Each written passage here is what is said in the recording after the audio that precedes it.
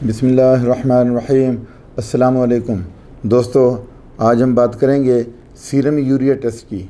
Urea एक waste product है।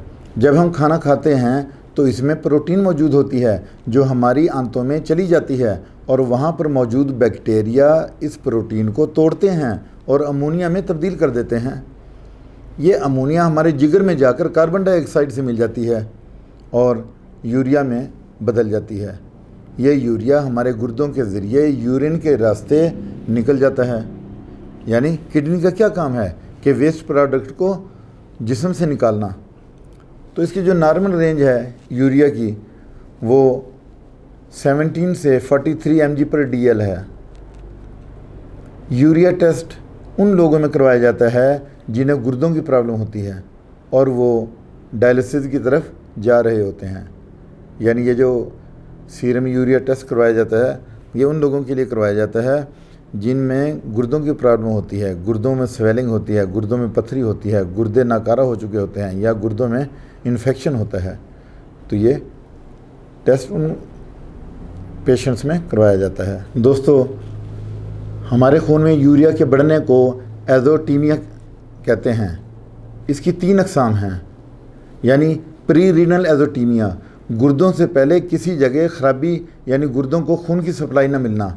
यानी ये गुर्दे हैं ना, तो गुर्दों से पहले ही कोई ना कोई प्रॉब्लम होती है और वो किस वजह से होती है उसकी मैं वजह बता देता हूँ कि या तो बुखार की वजह से होती है या हेमोरेज की वजह से होती है या स्ट्रेस की वजह से होती है और ये डिहाइड्रेशन की वजह से भी हो सकती है। ये जो प्री रीनल एज़ोटीमिया कहते हैं जिसे हम, ये किस वजह से होती है कि हाई प्रोटीन की वजह से भी होती है। यानी जो आपके किडनी है, किडनी से पहले कोई प्रॉब्लम हो जाती है। तो दूसरी किस्म कौन सी है? रीनल एज़ोटीमिया, यानी प्री रीनल एज़ोटीमिया। और दूसरी कौन सी है? रीनल एज़ोटीमिया।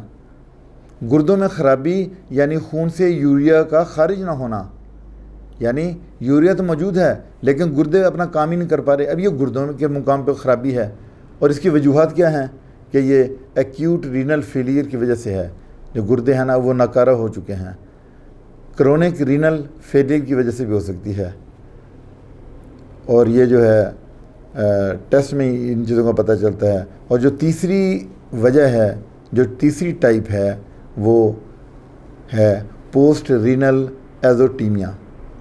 गुर्दों के बाद का जो काम शुरू, यानी पहले तो गुर्दों से पहले ख़राबी थी, फिर गुर्दों के मुकाम पे और फिर गुर्दों के बाद। गुर्दों के बाद का कौन सा मुकाम है? यानी यूरिनरी ट्रैक, यूटीआई। वो जो ट्रैक है यूरिन वाला, जहाँ से यूरिन गुजरता है, गुर्दों से लेके यूरेटर और फिर यूरेथ्रा से खारिज हो जाता है। ये यूटीआई के मसाइल को हल करता है और बताता है। इसके काजेज़ क्या हैं? स्टोन हो सकता है, यानी ये जो आपके पेशाब में यूरिन में ब्लड आ रहा है ये स्टोन की वजह से भी हो सकता है और प्रोस्टेट की वजह से भी सारा कुछ हो सकता है। जो यूरिनेशन की और यूटीआई की जो प्रॉब्लम हो गई हैं वो प्रोस्टेट की वजह से भी हो सकती हैं और ट्यूमर की वजह से भी हो सकती हैं। यानी कहीं ना कहीं डक्ट ब्लॉक हो गई है जिसकी वजह से ये फिर जो चीज़ें हैं ये फिर जब डक्ट ब्लॉक है तो ये चीज़ें फिर वापस ब्लड में जाके शामिल हो जाती हैं जिसकी वजह से पेशेंट को ज़्यादा प्रॉब्लम होती है। दोस्तों, ये जो अभी तीनों टाइप्स मैंने सीरम यूरिया टेस्ट में बताई हैं कि प्री रीनल एज़ोटीमिया हो जाता है, रीनल एज़ोटीमिया हो जाता है और पोस्ट रीनल एज़ोटीमिया हो जाता है। तीनों किस्मों को अद्वियात से, जो होम्योपैथिक अद्वियात हैं, रेमेडीज़ हैं, उनके ज़रिए ठीक किया जा सकता है और इनके कोई साइड इफ़ेक्ट भी नहीं है। तो हम ट्रीटमेंट की तरफ आते हैं। ट्रीटमेंट क्या है? सबसे पहले जो मेडिसिन है होम्योपैथिक की टॉप की मेडिसिन है वो है सीरम एंगुलाए 30 पोटेंसी में। यूरिया बढ़ जाए तो, अगर आपके जिस्म में यूरिया की मिकदार बढ़ गई है, एक हद तक तो हमें चाहिए होता है यूरिया, लेकिन अगर आपकी जो यूरिया जो 43 से बढ़ गया है तो फिर क्या होगा? ये आप मेडिसिन देंगे सीरम एंगुलाए। और उसके बाद दूसरी जो मेडिसिन है वो है टेरिबेनथिना 30 पोटेंसी में। ये यूटीआई की प्रॉब्लम को सॉल्व करती है। जब ब्लड में यूरिन आ रही हो और टिश्यू वाला दर्द हो तो यही मेडिसिन दी जाती है। फिर तीसरी मेडिसिन कौन सी है? लाइकोपोडियम 30 पोटेंसी में, यानी आंतों में जब कोई मसला हो, आंतों में प्रॉब्लम आपके क्रिएट हो गई है तो तब ये मेडिसिन लाइकोपोडियम दी जाती है। उसके बाद फिर चौथी मेडिसिन है आर्सेनिकम एल्बम 30 पोटेंसी में। ये कब दी जाती है? जब पोस्ट रीनल एजोटीमिया हो, यानी जब आपको तीसरी स्टेज की जो है वो बीमारी लग चुकी है, तो फिर आप क्या करेंगे?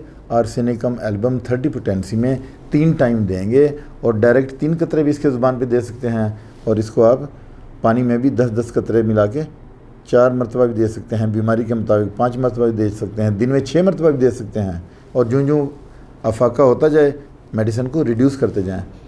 फिर उसके बाद जो 5वीं मेडिसिन है वो है यूरिया। इसी नाम से एक मेडिसिन है 30 पोटेंसी में, यूरिया 30। जब इसकी मिकदार खून में बढ़ जाती है, जब यूरिया की मिकदार खून में बढ़ जाती है, तो फिर यही इसी नाम से एक मेडिसिन है यूरिया 30, ये दी जाती है।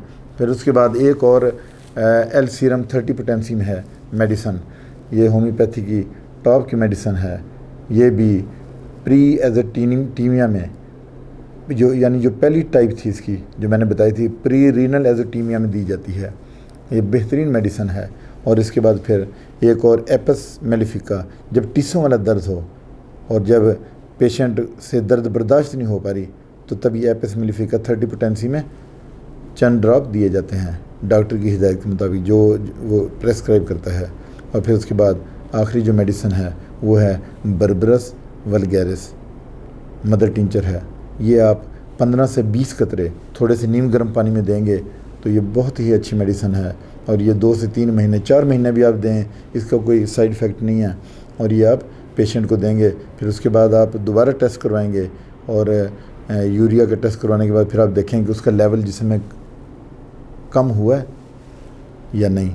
और फिर आप अपने जो कंसल्टेंट है आपका, आपने अपने डॉक्टर से मशवरा करने के बाद इस मेडिसिन को जारी रखना है। इसके साथ ही आपसे इजाज़त चाहता हूँ। अपना ख्याल रखिएगा। अल्लाह हाफ़िज़।